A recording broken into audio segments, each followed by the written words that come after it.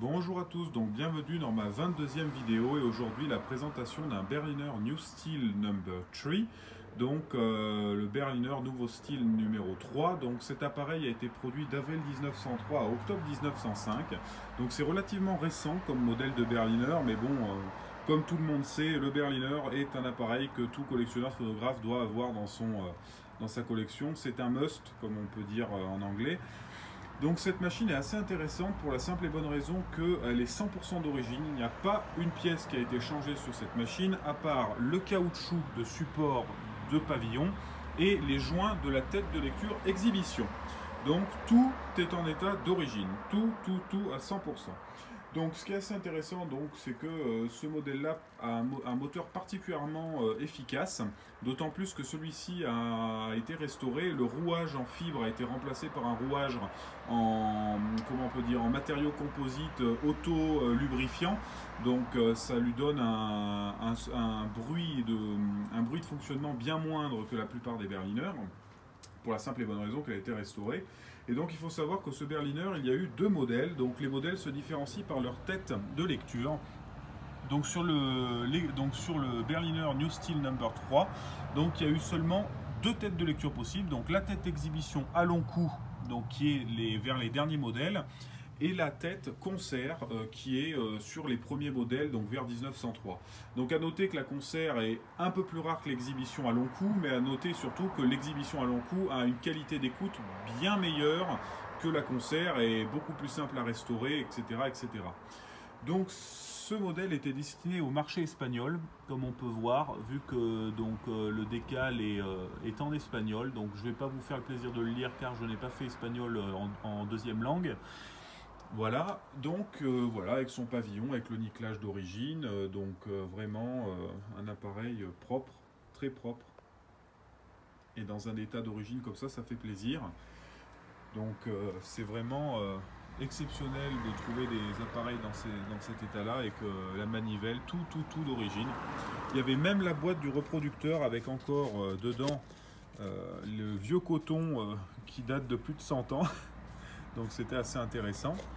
Voilà, donc nous allons passer donc à l'écoute, car sur un Berliner il y a peu de choses à dire. La potence est très simple, le bras de lecture aussi, voilà, bon, tout est d'origine, hein, le coude en cuir est d'origine. Il y a même le plateau qui est d'origine, donc là qu'on ne peut pas voir, mais en fait c'est pas une feutrine comme la plupart des gens mettent quand c'est usé, mais c'est une fine couche de cuir. On peut voir ici la fine couche de cuir juste au-dessus du métal, donc du plateau. Un cuir un peu de couleur sombre, donc plutôt noir. Et ça, c'est le plateau d'origine sur un Berliner, et ce n'est pas une feutrine. Voilà. Donc, ma foi, nous allons passer à l'écoute. Donc, c'est parti.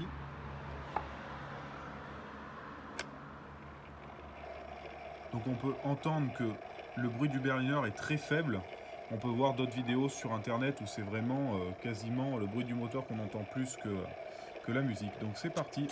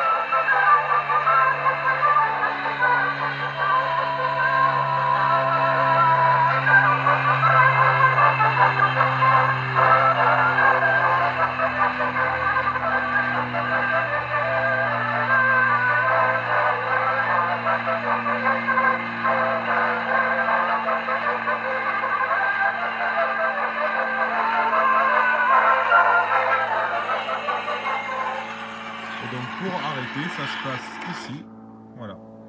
Donc désolé pour le bruit extérieur, mais bon, malheureusement, je ne contrôle pas les avions ni les voitures, et c'est bien dommage. Donc voilà, donc ce Berliner, je ne sais pas si je l'ai dit, mais est capable de lire un disque de 10 inches sans problème, car le moteur est quand même assez puissant sur ce modèle-là, et vu qu'il a été restauré, il n'y a pas de, comment dire, de contraintes liées aux rouages qui sont donc neufs. Voilà.